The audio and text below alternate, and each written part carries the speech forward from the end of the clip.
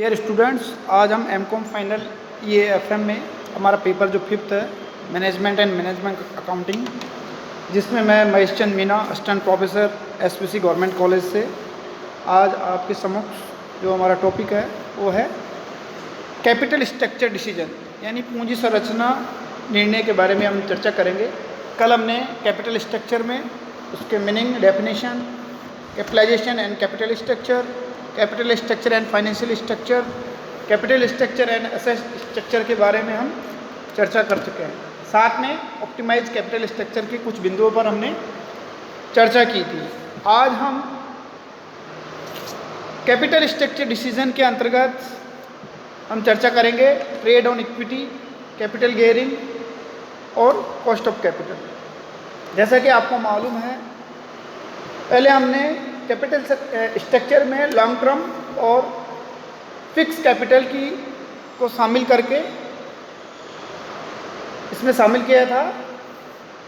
अब हम financial management में ओनर्स की तरफ से कैपिटल और उसके जो साधन हैं उनमें प्रत्येक में अपने कुछ गुण होते हैं, कुछ में दोष होते हैं। उनमें जो डिसीजन लेने के लिए निम्न बातों का या निर्णय लेने के लिए निम्न बातों का ध्यान में रखा जाता है। सबसे पहले हम बात करते हैं ट्रेड ऑन इक्विटी। जैसे कि आपको मालूम है, कोई भी या किसी भी व्यावसायिक संस्था का जो संचालन होता है वो ओनर कैपिटल और बोरोवर्ड कैपिटल के आधार पर किया जाता है। कहने का तात्पर्य स्वामित्व पूंजी और ऋण पूंजी। इस प्रक्रिया को ट्रेड ऑन इक्विटी कहा जाता है और इसे ही फाइनेंशियल लिवरेज भी कहा जाता है। जिस प्रकार चाबी की सहायता से लिवरेज में मामूली सा उतार चढ़ाव ताले को खोलने या बंद कर देने से होता है, उसी प्रकार ट्रेड ऑन इक्विटी की जो पॉलिसी है उसमें उतार चढ़ाव भी उसी की तरह काम करता है। कहने का तात्पर्य है इनकम का जो लेवल है यह एक प्रमुख घटक माना जाता है। कुल मिला के हम संक्षिप्त में ये कह सकते हैं, ट्रेड ऑन इक्विटी कोई भी कंपनी है उसकी शेयर कैपिटल में इंक्रीज करने की एक टेक्निक है। जब भी कोई संस्था या कंपनी ट्रेड ऑन इक्विटी को बिजनेस के संचालन के दृष्टिकोण से काम में लेती है तो इस पर अधिक दर से इनकम कमाने या इसका लाभ स्वामित्व को प्रदान करना होता है और इसी ही उद्देश्य को प्राप्त करने के लिए जो डेब्ट फंड्स है उनको प्राप्त करती है और इस नीति को हम समता पर व्यापार कहते हैं। अब इस नीति में 3 प्रमुख ऑब्जेक्ट्स भी है जिनकी पूर्ति के लिए इसको अपनाया जाता है। पहला है न्यूनतम स्वामित्व पूंजी के सहारे अधिक डेब्ट्स लेकर अधिक फाइनेंस के सोर्सेज पर नियंत्रण करना।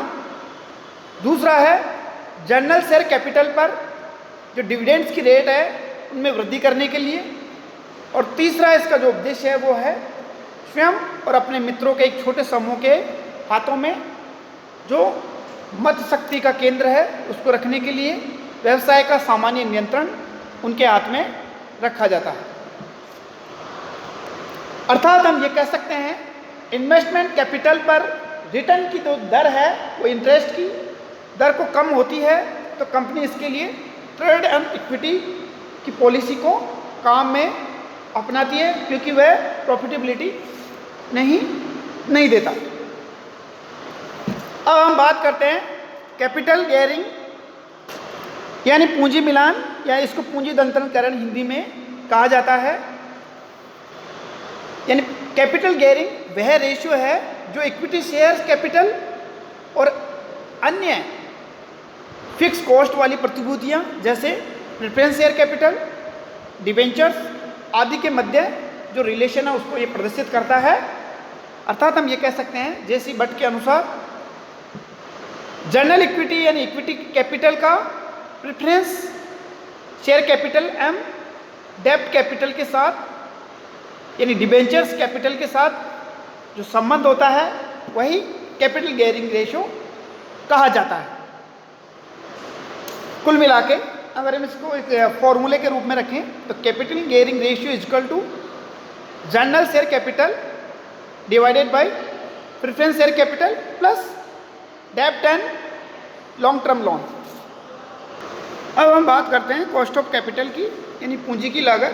तो कहने का तात्पर्य है पूंजी के लिए सोर्सेज में कॉस्ट ऑफ इक्विटी, जिसमें cost of preference share,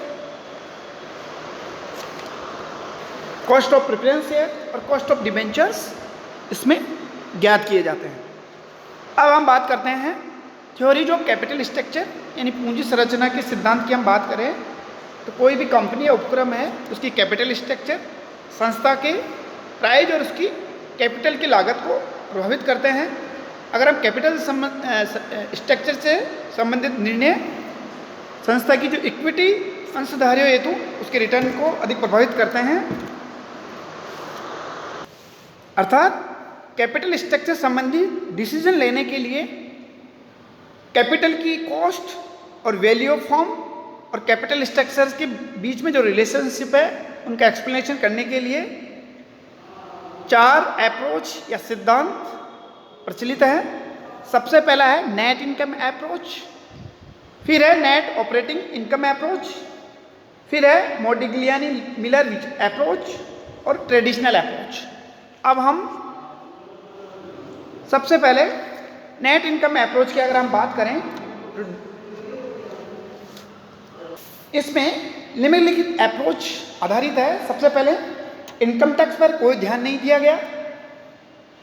run capital की लागत इक्विटी कैपिटल की लागत से कम रहेगी और डेब्ट कैपिटल की लागत इक्विटी कैपिटल की लागत से स्थिर रहेगी। कुल मिला के हम ये कह सकते हैं value of the firm equal to market value of equity plus market value of डेब्ट। अगर हम मार्केट वैल्यू ऑफ इक्विटी का कैलकुलेशन कर लेंगे तो उसका फॉर्मूला होगा earning before interest and tax minus interest upon equity capitalisation rate या कॉस्ट ऑफ इक्विटी कैपिटल। अब हम बात करते हैं second net operating income approach की।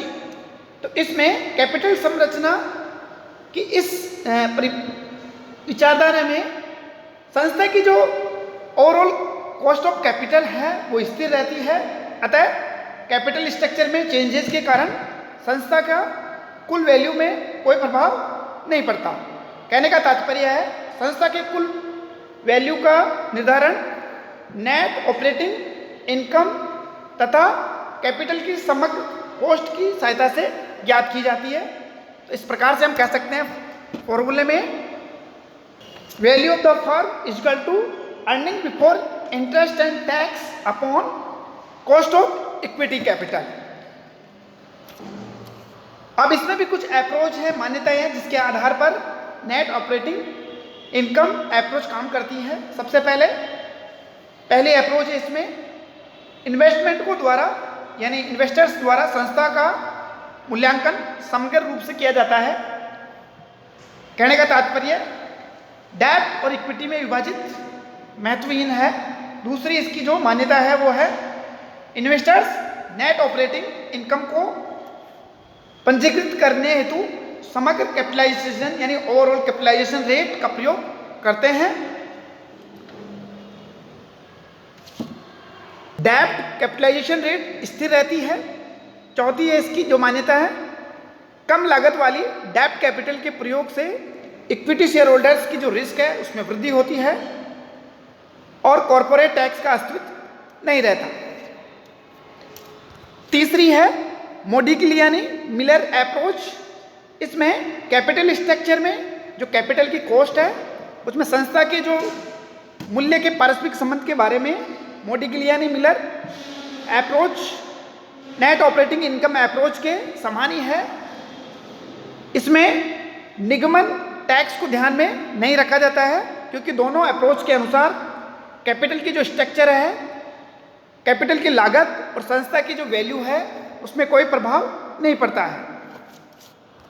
अर्थात मोडिग्लियानी मिलर अप्रोच कैपिटल की जो कॉस्ट है और संस्था की जो मूल्य है उसमें कैपिटल संरचना में असमानता और व्यवहारिक औचित्य प्रस्तुत करती है क्योंकि इस अप्रोच में कॉरपोरेट टैक्स का ध्यान रखा जाता है। तो यह नेट अप्रोच इनकम के समान हो जाती है।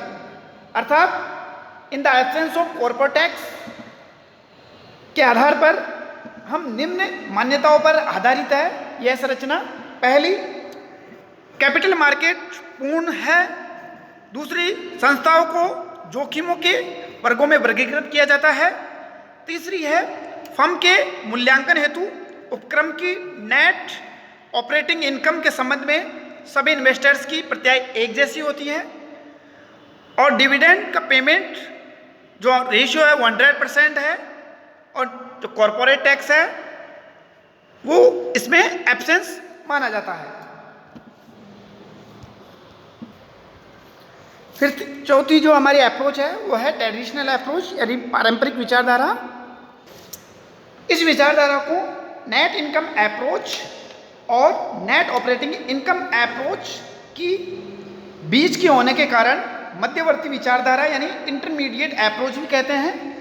इस विचारधारा में यह स्पष्ट करती है कि लिवरेज में एक उचित सीमा तक वृद्धि से कैपिटल की समग्र लागत में कमी आती है, परंतु एक सीमा के बाद लिवरेज में वृद्धि से उपक्रम की जो कैपिटल है उसकी लागत में वृद्धि होने लग जाती है।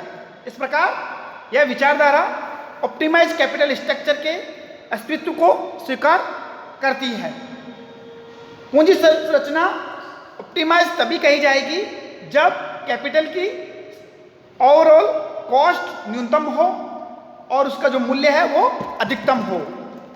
अर्थात इस विचारधारा के अनुसार कैपिटल स्ट्रक्चर में जो चेंजेस है वो कैपिटल की लागत और उसके वैल्यू पर पड़ने वाले प्रभाव को 3 चरणों में विभक्त कर सकता है। अब हम बात करते हैं फैक्टर्स अफेक्टिंग कैपिटल स्ट्रक्चर यानी पूंजी संरचना को प्रभावित करने वाले कौन कौन से तत्व हैं। अब इनको भी हम 2 तरह से डिवाइड कर सकते हैं। पहला है इंटरनल फैक्टर और दूसरे एक्सटर्नल फैक्टर्स। सबसे पहले हम इंटरनल फैक्टर्स की अगर हम बात करें तो इसमें आती है इनकम, यानी जितनी भी कंपनीज है उसमें इनकम की संभावनाएं समान नहीं होती। अर्थात डिबेंचर्स और बॉन्ड्स केवल उसी दशा में निर्गमित किए जाने चाहिए जब यह विश्वास हो कि कंपनी की आय पर्याप्त मात्रा में नियमित रूप से रहेगी। अगर प्रेफरेंस शेयर्स उस दशा में निर्मित किए जाने चाहिए जब यह संभावना हो कि भविष्य में इनकम नियमित नहीं होगी, लेकिन वर्षों की औसत आय इतनी अवश्य होगी कि जिससे प्रेफरेंस शेयर होल्डर्स का डिविडेंड का भुगतान आसानी से किया जा सके। तो इस प्रकार से दूसरा फैक्टर है साइज ऑफ बिजनेस, यानी कैपिटल स्ट्रक्चर का निर्धारित करते समय बिजनेस के आकार को भी ध्यान में रखना चाहिए। तीसरा है एज ऑफ द कंसर्न, यानी संस्था की उम्र की अगर हम बात करें तो उसकी संरचना उसको प्रभावित होती है। कहने का तात्पर्य एक नई संस्था की बाजार में कोई विशेष क्रेडिट नहीं होती, जिसके कारण कैपिटल यानी डेब्ट कैपिटल प्राप्त करने में कठिनाई आती है। अर्थात जिन संस्थाओं की कैपिटल स्ट्रक्चर में केवल जनरल शेयर्स की ही कैपिटल होती है, उनकी उम्र बढ़ने के साथ साथ बाजार में उसकी क्रेडिट भी बढ़ती जाती है। फिर है कंट्रोलिंग। कंपनियों की जो कैपिटल स्ट्रक्चर का जो निर्माण किया जाता है वो इस प्रकार से होना चाहिए जिससे कंपनी का नियंत्रण व्यक्तियों के एक समूह के हाथ में केंद्रित हो जाए। फिर है रिस्क। कंपनी की भावी आय और स्थायी प्रभार उत्पन्न को रोकने के लिए कैश आउटफ्लो में वृद्धि करता है। इससे कंपनी की लिक्विडिटी की स्थिति पर प्रभाव होता है। कहने का तात्पर्य रिस्क पर पूर्ण रूप से नियंत्रण होना चाहिए। छठा है कॉस्ट ऑफ कैपिटल, यानी पूंजी की लागत। इसमें सभी साधनों की लागत अलग अलग होती है, इसलिए साधन अपेक्षाकृत सस्ते होते हैं, कुछ साधन महंगे होते हैं। पूंजी संरचना का निर्माण करते समय कैपिटल के महंगे और सस्ते साधनों में एक कॉम्बिनेशन होना चाहिए। सातवां है नेचर ऑफ बिजनेस, यानी व्यवसाय की प्रकृति। कुछ व्यवसाय ऐसे होते हैं जिसमें प्रोडक्शन और सेल्स ईयरली होते हैं, वर्ष के प्रयाण चलते रहते हैं, जबकि कुछ व्यवसाय सीजनेबल नेचर के होते हैं। अर्थात ऐसे उद्योगों की कैपिटल स्ट्रक्चर ऐसी होनी चाहिए जो उसकी परिस्थितियों के अनुसार समायोजित की जा सके। अब हम बात करते हैं एक्सटर्नल फैक्टर्स की बात करते हैं। इसमें पहले आता है कैपिटल मार्केट कंडीशन, यानी पूंजी बाजार की दशाएं। देश में कैपिटल बाजार की दशाएं भी कैपिटल स्ट्रेस को प्रभावित करती है। मंदी की दशा में इनकम की संभावनाएं अनिश्चित होती है, जिससे लाभांश की दर कम और अनिश्चित होगी। ऐसी स्थिति में सामान्य इक्विटी शेयर्स की अपेक्षा प्रेफरेंस शेयर और डेब्ट पूंजी अधिक लोकप्रिय होते हैं। दूसरा है फिकोलॉजी ऑफ इन्वेस्टर्स, यानी इन्वेस्टमेंट्स का जो मनोविज्ञान है। सभी विनियोग एक समान नहीं होते। कुछ लोगों के पास इन्वेस्टमेंट के लिए अधिक कैपिटल होती है, कुछ के पास कम। इसलिए जो इन्वेस्टर्स साहसी और रिस्क उठाने वाले होते हैं वो ज़्यादा सतर्क होते हैं। उनके लिए धन की सुरक्षा और निश्चित गारंटी की आवश्यकता होती है। फिर है करंट रेगुलेशन एंड लॉ।